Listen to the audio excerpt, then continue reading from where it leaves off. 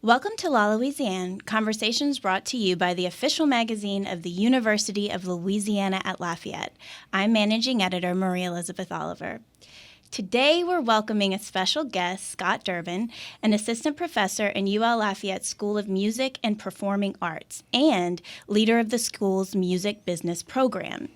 You may also know him as a founding member of the Emmy Award-winning children's band Imagination Movers. Welcome, Scott. Oh, thank you. It's my pleasure. I'm so glad to be here.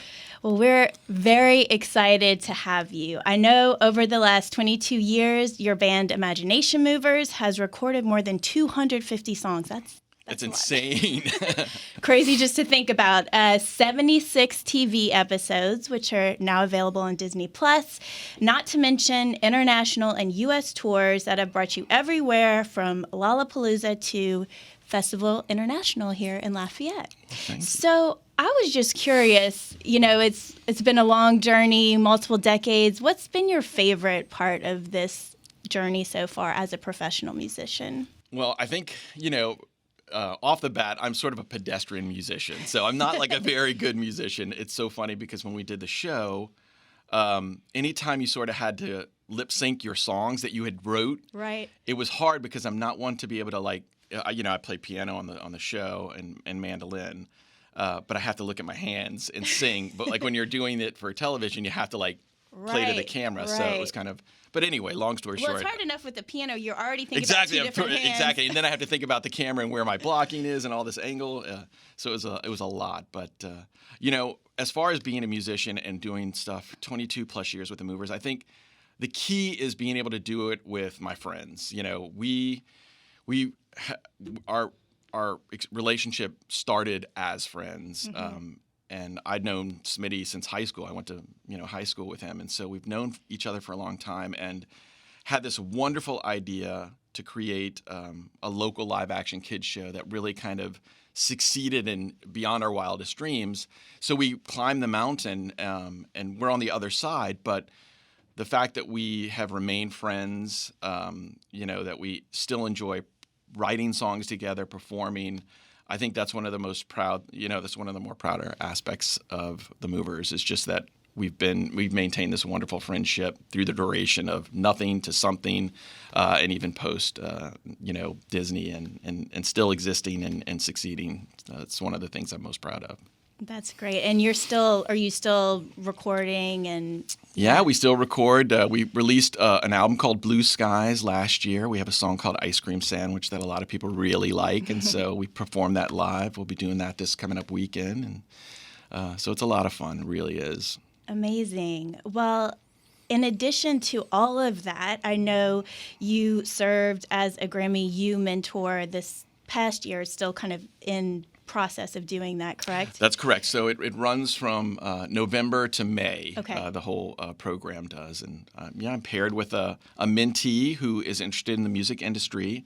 And I've been a Recording Academy member since 2004, so 20 plus years doing that.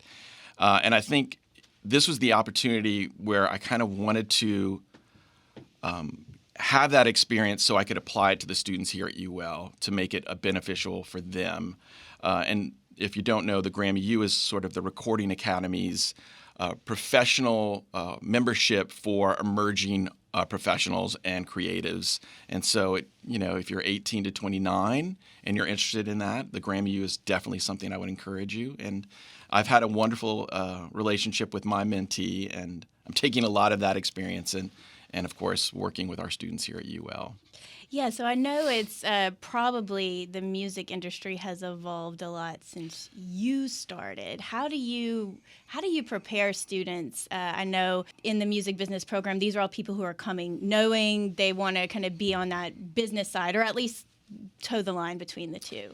Well, I think one of the wonderful things here at UL is that we have the music business concentration, we have music and media concentration, and then we have the new recording arts concentration. So regardless of, wherever you think as a student or a young person you're proficient in or interested in, we have the opportunity to really kind of address what you want and put you in a position so that when you do leave UL, you're really grounded and have a purpose in what professional direction you want to be.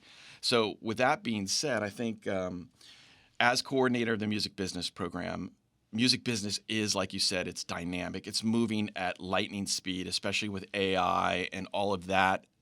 The whole rights management that's involved with artificial intelligence as it relates to music is, it's still evolving. And so like even the copyright.gov, they're doing this 3-part report. The second part came out just, a week ago, and there's another one coming out about how they'll treat, anything created via AI, whether it be, is it copyright protected because it's not human authorship?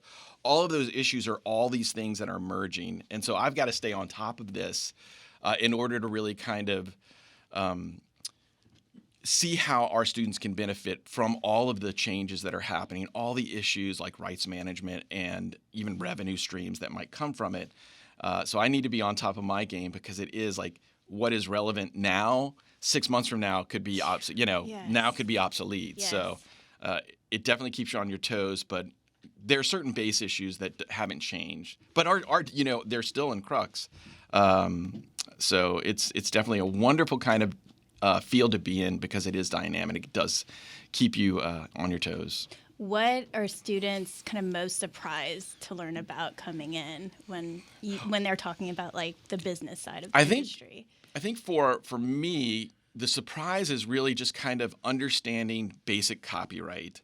And with music, it becomes complicated because there's two sides. So you have, the sound recording, and then you have the underlying composition of the musical work. And so these two copyrights really begat 4 roles in the industry, artist, label, songwriter, and music publisher. And all of the business is predicated on these 4 roles that are really kind of based on those 2 aspects of copyright. So I think the surprising thing is how simple everything is. It really starts with the 2 aspects of copyright, but then how complicated all of that can be. So, you might have an artist manager who's working on behalf of the artist who is exploiting, the sound recording with their label if they're a part of a label. So I think they kind of like look at it as sort of these building blocks and how simple it is, but how complicated it can be, especially when you're talking about synchronization or licenses or anything like that. Just how kind of in the weeds you can get. So. Right. And you've been on all, I imagine, kind of on all sides of that in your own. In my own career, I think part of why, my background was in education, and then, of course, the Mover sort of took on a life of its own. And then I got into music business in particular to really look at our experiences and see the obstacles that we had to overcome, or even the ways we might have been taken advantage of contractually or what have you, and made sure to educate myself so that I can share that with other individuals, students in particular, so that they can avoid some of the things that we had to deal with, so that they may be more educated and then make more informed decisions. Yeah, well, that makes a lot of sense. It does. It's like learn from my mistakes, in short. So those are the best kind of teachers, the really. one who have actually like been there and done it and can mentor you in that way. And I've been so proactive with the Movers because even though we are in this children's genre, family genre, our ascent is essentially a DIY. We did grassroots. It was like an indie band, which we do consider ourselves an indie or an alt band for kids. But we did basically everything you would imagine. And I think it was our tenacity and passion for having this idea that was research-based, that we wholeheartely believed in. And I think that passion allowed us to say no, and allowed us to really kind of see the fruits of our original vision manifest in the show, for example. I think 80% of what you see on our show is really that original idea that was born out of a Lakeview neighborhood in New Orleans. So that's so cool. Yeah.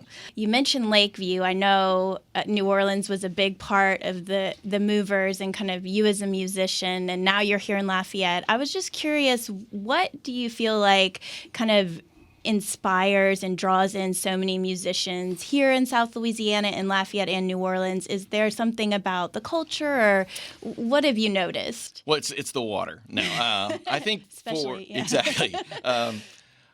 For me, I think both cities, like New Orleans, Lafayette, have musical identities that are steeped in culture and tradition, whether it be jazz or blues or Cajun Zydeco. And I think that those identities really inform the community and allow the community to know that the music is authentic, but then it can also diversify. So it doesn't have to be Cajun and Zydeco. There's a spirit and appreciation for music here, like in Lafayette, that extends far beyond just those two genres, that, goes into alt rock or indie rock or, any aspect, any genre, heavy metal, all of these are really appreciated, and they have strong communities here. And I think that's what I love about Lafayette in particular is these communities appreciate and love music regardless of the genre. And there's a band like Void that's a metal band out of Lafayette that just gets so much support. And then even people who go away who come back realize and appreciate the music here more so than I think they thought originally. They leave and then they realize what they have. Absolutely. I can speak to that personally, because even just, KRVS in general, when you're away, being able to tune into something and I think that's what they say on the commercials. It sounds like home. Yeah, so. It does. It does. So, even, my son went to university in the Northwest, the Pacific Northwest, and as soon as he graduated, he wanted to come back here to Lafayette and just recognize the spirit. And he's a musician himself, and really the music culture and heritage and history here, and loves it here, And that's so neat. A boomerang. Exactly. Totally. Well, speaking of local music, I know that part of what you do with your students each fall is to a project called Hodgepodge. Can you share a little bit about that? Yeah, so I work with Jonathan Shirley, who's the Director of Operations at the LEAD Center, which is the Lafayette Entrepreneurship Economic Development Center. And he and I kind of work together. It's like an interdisciplinary project that provide our students really the opportunity for student agency, where they really control their learning. So we sort of encourage them to put together Hodgepodge, which is a musical showcase that that works to serve disparate genres. So I think our first one, we had Amida Tesh, we had which is a sort of a new traditional Cajun band that's female-led. We had Good Problems, which was a hip-hop collective that was born out of the School of Music. And then we had, an indie band play, Sunkissed. And so we brought, and the students do everything. They do everything from sponsorship, creating underwriting or getting underwriting for the program, for the showcase, to artist liaisons, to marketing and promotion. And I think the whole thing is, the idea is really, you learn from doing. And the more opportunities we can give our students to apply their learned concepts and precepts in a real world kind of experience, they're going to take away the fruits of that labor and forever, And so the more opportunity we can give our students to do is really kind of our objective and my objective as an assistant professor here. So is that something that you kind of hope to continue? That's the goal. The goal is to really scale it. So we've done 2 years. This past year, students raised over $2,000 to underwrite that showcase. Wow. And the hope is that we can scale it. It's been at the Blue Moon for the first 2 years, and we'd love to scale it so that eventually 3 years down the road, we have a national act that headlines it. We still have a local act, but that we can really kind of create a bigger platform in which students can apply their learning and do so in a way that moves maybe from a Thursday to a Friday or Saturday and really brings in even more people. But it's really been one of those things that I'll see a student in the hall and they can't wait to get into the music business entrepreneurship class to be part of that experience. Wow. Because it is a sort of a non-traditional class. It's not like, a passive learning environment where you're listening to me lecture or, you're really kind of like, hey, these are the pockets. These are really the ultimate responsibilities. Go and do it. Wow. And then we sort of maintain and act as resources for students. And I bet for them to be able to say in a job interview or on a resume, or even if they're going to go out and kind of be independent contractor, to have that experience is huge. Yeah, exactly. And I think that's one of the things that I think I'm most proud of is really what students do after they leave UL. And I'm so fortunate and blessed to look at students who've succeeded in our program and are in the real world now. Alex Franklin, who works for Warner Chapel in L.A., and he is a sample clearance, works as a supervisor for sample clearance. And so having all these students who are going out into the real world and succeeding, and if asked, they're like, and are proud that they came from UL, is something that I think is just, it makes every day that much more appreciative when you can kind of see people succeed that came from here. Absolutely. And I'm sure they're paying it forward too. They really are. And like I have Alex who's going to speak this semester to my students, and all of those who go in, and even if local, like Sydney Ducharme, who's a radio host here in Lafayette, and she also does social media for Town Square. But they all speak so highly of the program and are all willing to give back to the program. And I think that's what makes the whole circle, come full circle, worthwhile, is to see those individuals succeed. Well, as we're wrapping up, we're taping this during Mardi Gras season, so I just have to ask you, I know growing up in New Orleans and Lafayette, you probably had a lot of Mardi Gras traditions. Do you have a favorite? The ones I can remember. No, I think for me, I'm not a huge crowd person. Yeah. I mean, which is kind of like, seems kind of strange, but I love king cakes. So I think, comparing all the different bakeries, king cakes, and, that's one of my favorite things, because it is one of those desserts that is seasonal, and nobody really appreciates it outside of this area. They don't get it. And so, even the baby, I think it's really kind of that aspect of Mardi Gras, the culinary, and that I truly kind of enjoy. What's your favorite king cake?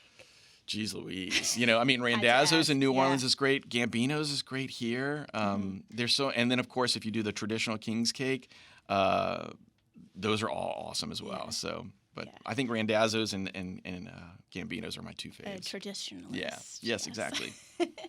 Well, thank you so much for being here, and thank you for listening to this conversation with La Louisiane, the official magazine of the University of Louisiana at Lafayette since 1989. I'm Marie Elizabeth Oliver, managing editor. I hope you'll join us again next month for more discussions with members of our university community.